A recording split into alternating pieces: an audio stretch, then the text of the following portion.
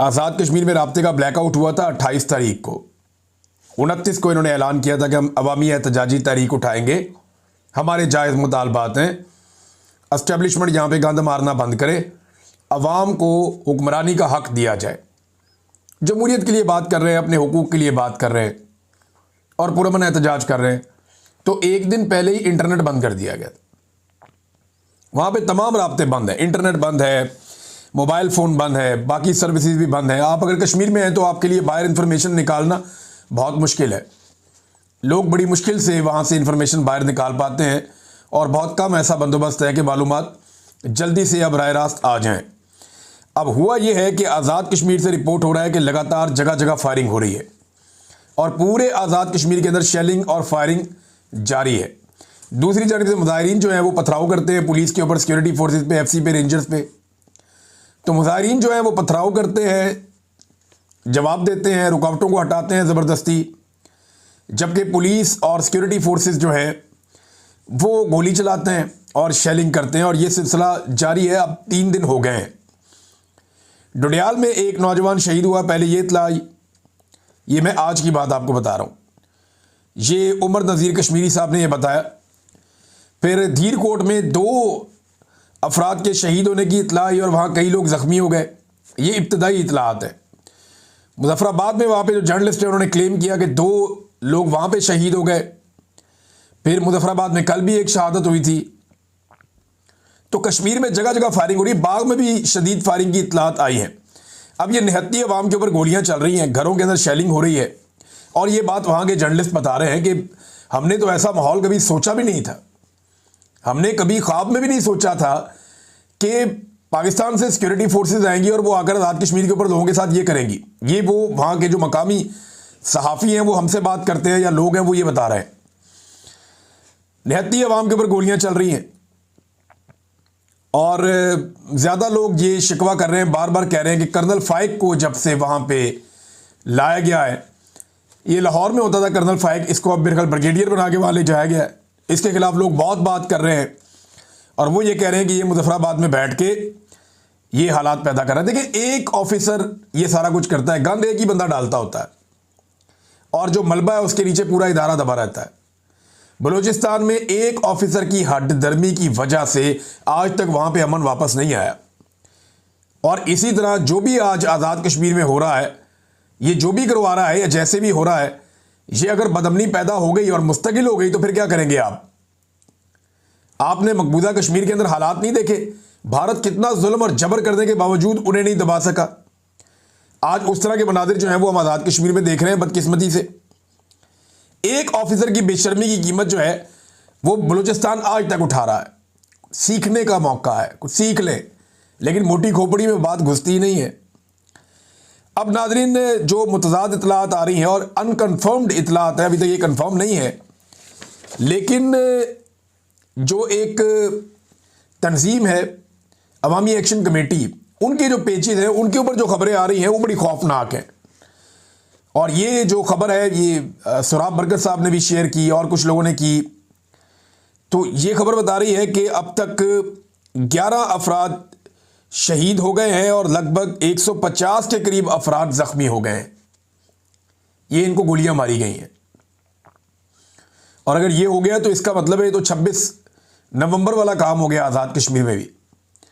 कश्मीर में और पाकिस्तान में फ़र्क ये है कि पाकिस्तान में गोली चलती है या गोलियां चलाई जाती हैं तो लोग वो जगह छोड़ जाते हैं, वहाँ से अपने ज़ख्मियों को उठाते हैं, वो जगह खाली हो जाती है। लेकिन आज़ाद कश्मीर में लोग इलाका खाली नहीं कर रहे। लोग अपने ज़ख्मियों को हटाते हैं, थोड़ा पीछे हटते हैं, दूसरी तरफ से फिर आते हैं, क्योंकि वो हर हाल में इस लड़ाई को जीतना चाहते हैं। वो ये चाहते हैं कि पुरअमन तरीके से रियासती जबर का मुकाबला करते हुए किसी ना किसी तरह अपने हुकूक हासिल कर लें। एक तरफ मुज़ाकरात की बात की जाती है, दूसरी तरफ स्टेट बुलेट चलाई जा रही हैं, लगातार गोलियां चल रही हैं और उसके अंदर बाकायदा अब तो विजुअल्स आ रहे हैं कि लाशें पड़ी हुई हैं, बंदे उठा के ले जाए जा रहे हैं। एक जगह से विजुअल्स आए, वहाँ पे वो पुलिस वाले को गोलियां लग गई। 1-2 पुलिस वालों को बताया जा रहा है, एक के तो विजुअल भी मैंने देखे, उसको गोली लग गई, वो बेचारा पड़ा हुआ है वहाँ पे। और जो मुजाहिरीन हैं वो उसे अपने कंधों पे उठा के अस्पताल पहुँचा रहे हैं और मुजाहिरीन ने बताया कि जनाब ये पुलिस वाला एफसी को मना कर रहा था कि गोलियां मत चलाओ, एफसी ने इतनी गोली चलाई इसको भी गोली लग गई। और अब ये पुलिस वाला डाल दिया जाएगा मुजाहिरीन के खाते में जो उसको अस्पताल पहुंचा रहे हैं। जो अवामी एक्शन कमेटी के एक रहनुमा है उन्होंने बताया और मीडिया के ऊपर बताया कि सीएमएच के अंदर हम लेकर गए अपने जख्मियों को, डॉक्टरों ने इलाज करने से इनकार कर दिया और उन जख्मियों में से भी एक शहीद हो गया। और वो सर पकड़ के बैठे हुए थे कि ये क्या हो गया, डॉक्टरों ने तो हलफ लिया इंसानी जान बचाने का, वो कैसे कह सकते हैं कि हम इसका इलाज नहीं करते और हम इसका ख्याल नहीं रख सकते। अब वो बंदा शहीद हो गया, उसके ऊपर भी बड़ा गमो गुस्सा है। बार बार पुलिस वाले भी मना कर रहे हैं लेकिन सिक्योरिटी फोर्सेस जो बाहर से आई उनको समझ नहीं आ रही। इस्लामाबाद पुलिस के बहुत सारे एहलकार यरगमाल बन गए, शहरियों ने उनको पकड़ लिया। वो डरे हुए थे लेकिन उसके बाद शहरियों ने उनको बाहिफाजत वहां से निकाला और इस्लामाबाद का रास्ता दिखाया कि जनाब आप इस्लामाबाद वापस जाएं, आपका यहाँ कोई काम नहीं है, हम यहाँ पे एहतजाज कर रहे हैं यहाँ की जाली हुकूमत के खिलाफ और उनसे हम अपना हक लेंगे। आपको याद होगा नाज़रीन, इस्लामाबाद में जब 25 नवंबर की रात काफिला पहुंच रहा था, 25-26 की रात, तो उस वक्त खबर आई थी कि 4 रेंजर्स एहलकार हमारे जो है वो शहीद हो गए। अब हमारे जो रेंजर्स एहलकार वहां पे शहीद हुए थे ना, वो एक तेज रफ्तार गाड़ी ने उनको टक्कर मारी थी और हादसे के अंदर शहीद हो गए थे। बाद में वो लड़का भी पकड़ा गया, उसका पाकिस्तान तहरीक इंसाफ से ताल्लुक भी कोई नहीं था, उसने एतराफ़ जुर्म भी कर लिया, वो मामला भी ख़त्म हो गया। लेकिन उसकी एफआईआर और सारा मामला उठा के पाकिस्तान तहरीक इंसाफ के खाते डाल दिया गया और हुक्मरानों के बयानात तक आ गए और आज तक वो जो टाउट सहाफ़ी हैं वो पीटीआई के खाते में डालते हैं। इसी तरह जो एफसी ने गोली चलाई और वो पुलिस वाले को लग गई, मुजाहिरीन उसको उठा के कंधे के ऊपर लेकर जा रहे हैं। अगर वो पुलिस वालों के साथ होता तो पुलिस वाले लेकर जा रहे होते, लेकिन ये भी कोशिश की जाएगी इनके कंधे पे ही डाल दिया जाए। तो नाज़रीन, लगातार वहाँ से जो इत्तलात आ रही हैं वो अच्छी नहीं है, वो ख़तरनाक इत्तलात हैं, लगातार आ रही हैं आज़ाद कश्मीर से और हालात मज़ीद ख़राब होते चले जा रहे हैं। ये कश्मीरी अभी तक डटे हुए क्यों हैं, ये सोचा आपने? क्योंकि ये लीडरलेस हैं, इनके पीछे कोई ऐसा आदमी नहीं है जो इनको रोक लेके रुक जाओ। किसी के पास ये इख्तियार नहीं है कि वो एक आवाज़ दे के रुक जाओ, वापस आ जाओ, मैं बात कर रहा हूँ, ये नहीं है। एस्टेब्लिशमेंट किसी एक को ब्लैकमेल नहीं कर सकती।